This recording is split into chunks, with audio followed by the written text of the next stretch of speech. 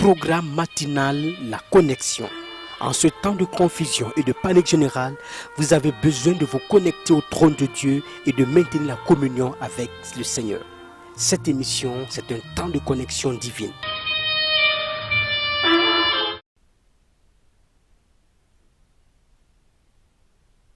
Alléluia. Nous rendons toute la gloire au Seigneur pour ses bienfaits dans nos vies. Nous voulons baisser la tête et prier ensemble. Papa, merci. Une fois encore, nous sommes ici devant toi pour implorer ta miséricorde. Nous voulons écouter, nous voulons entendre, nous voulons comprendre, Seigneur. Que ton esprit nous éclaire encore davantage. Que toute la gloire te revienne. Au nom de Jésus, nous avons prié. Amen. Merci d'être là et nous sommes très heureux de savoir que vous êtes toujours fidèles à cette émission.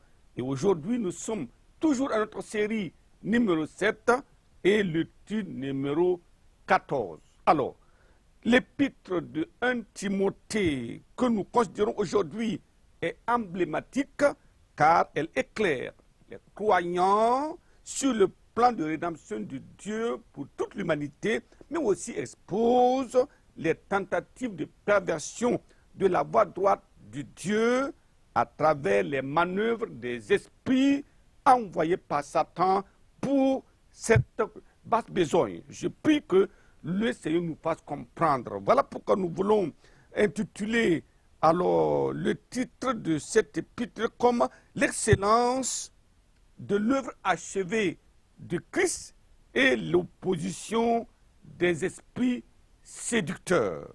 Alors, regardons rapidement 1 Timothée chapitre 1, verset 15.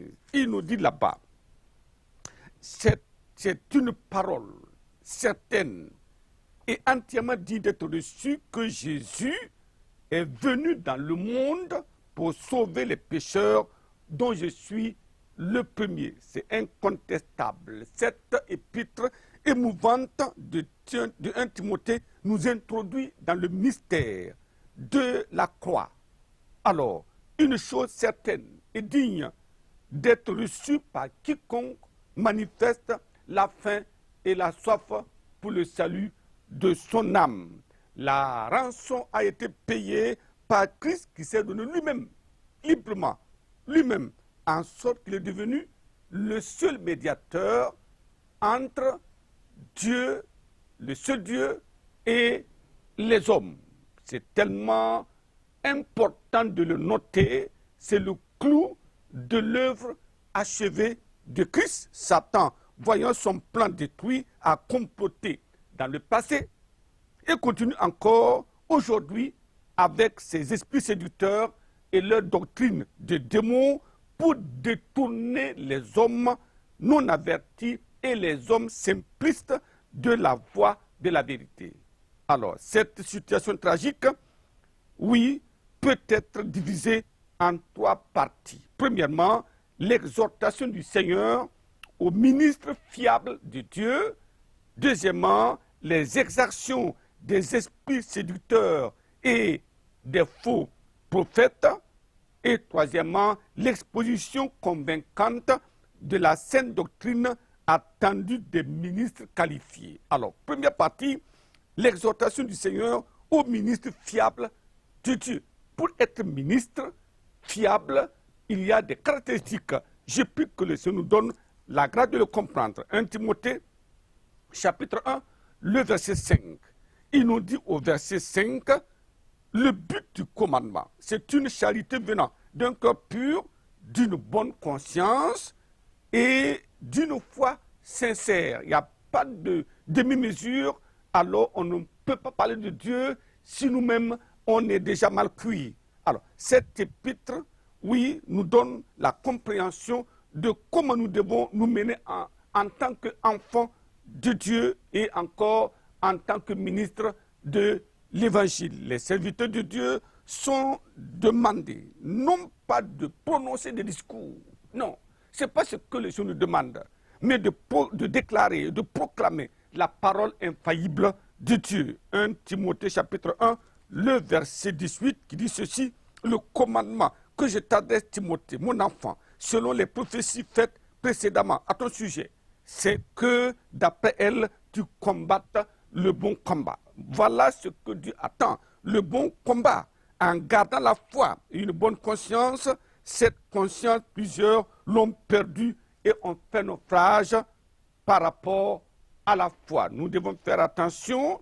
Les envoyés de Dieu doivent combattre les ruses de Satan tout en gardant la foi, car la perte serait alors une inconséquence effroyable. 2 Timothée chapitre 2, le verset 5 qui nous dit ceci, car il y a un seul Dieu et aussi un seul médiateur entre Dieu et les hommes, Jésus-Christ, homme. Le jeune Timothée, exhorté à éviter la négligence et à veiller sur lui-même et sur son enseignement, a été invité à combattre le bon combat de la foi. 1 Timothée chapitre 6, le verset 12, qui nous dit ceci, verset 12, combat, le bon combat de la foi, saisis la vie éternelle à laquelle tu as été appelé et pour laquelle tu as fait une belle confession en présence d'un grand nombre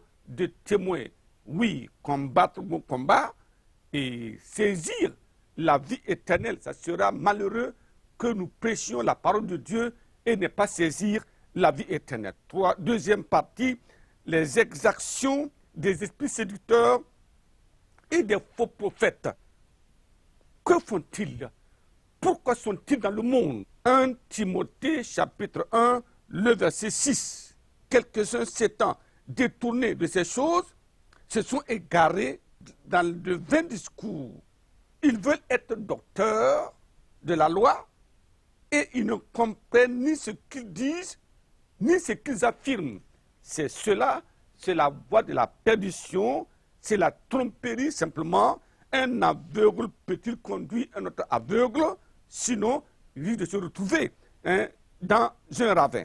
1 Timothée chapitre 4, le verset 1. Regardez ce que la Bible dit. Mais l'Esprit dit expressement que dans les derniers temps, quelques-uns abandonneront la foi pour s'attacher à des esprits séducteurs et à des doctrines de démons. Dans les derniers temps, c'est effarant, mais c'est ce que la parole de Dieu nous dit. Nous avons besoin de faire attention parce que ces esprits méchants sont dans le monde en train de semer le désordre. Le grand risque qu'encourent les croyants aujourd'hui, au temps des grandes crises financières, c'est aussi la doctrine de la prospérité qui fait, elle aussi, ses ravages. 1 Timothée, chapitre 6, le verset 9 et 10, qui nous dit ceci, mais ceux qui veulent s'enrichir tombent dans la tentation, dans le piège et dans beaucoup de désirs insensés et pernicieux qui plongent les hommes dans la ruine et la perdition. Car l'amour de l'argent est une racine de tous les maux.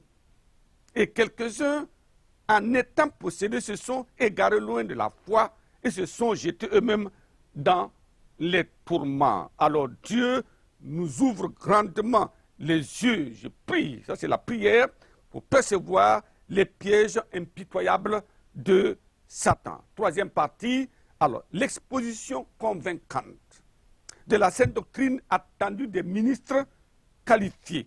1 Timothée chapitre 4, le verset 6 qui nous dit ceci, en exposant ces choses aux frères, tu seras un ministre, un bon ministre de Jésus-Christ, nourri des paroles, de la foi et de la bonne doctrine que tu as exactement suivi. Voyez, alors nous devons exposer ces choses de manière claire, mais qui est habilité pour ce grand appel de Dieu? Comment exposer la vérité continue de la parole de Dieu? Une personne, oui, non transformée par la grâce excellente de Dieu est disqualifiée pour dispenser les mystères de Dieu. 1 Timothée, chapitre 3, le verset 2, il dit, il faut donc que l'évêque soit irréprochable, Oui, mari d'une seule femme, sobre, modéré, réglé dans sa conduite hospitalière, propre à l'enseignement. Gloire à Dieu. Ça, c'est ce que le Seigneur donne. Une personne sanctifiée, ayant une maison, une famille exemplaire, sont des préalables pour être capable d'exposer de manière convaincante la saine doctrine. Si déjà nous avons failli à la maison, on ne peut pas exposer la parole de Dieu dehors. Je prie que Dieu nous aide à comprendre cela et à prier, parce que la première église du ministre, c'est sa maison. Alors, 1 Timothée chapitre 5, le verset 20, nous dit ceci: ceux qui pêchent, reprends-les devant tous, afin que les autres éprouvent de la crainte. Le ministre de Dieu doit avoir une colonne vertébrale solide pour remettre les choses dans leur bon ordre. C'est comme ça. Et je prie que le Seigneur nous donne la grâce de comprendre que le ministre est un ministre de l'Évangile. Ce n'est pas le ministre des hommes. Ce n'est pas le complot. Ce ne sont pas des discours, mais c'est la déclaration totale de la parole de Dieu, avec conviction, avec grâce, avec force et avec l'Esprit de Dieu. Je prie que le Seigneur nous donne maintenant la force d'y aller, et comme nous sommes avertis, la grâce de Dieu est excellente pour nous accompagner au nom de Jésus. Baissons la tête pour la prière. Papa, merci. Tu nous interpelles. Des temps périlleux sont là. Et tu nous dis que c'est des temps vraiment qui seront difficiles. Je prie et je demande, Seigneur, aide-nous pendant que les puissants des ténèbres se déchaînent, pendant que les fausses doctrines pullulent, pendant que les faux docteurs sont en train d'aller partout. Oh Dieu, je prie que tu donnes maintenant de la sagesse à ton peuple pour demeurer serein et être dans ta parole, demeurer avec elle, vivre par elle, au nom de Jésus. Papa, merci pour la réponse. Au nom de Jésus, nous avons prié. Amen. Que le Seigneur vous bénisse abondamment.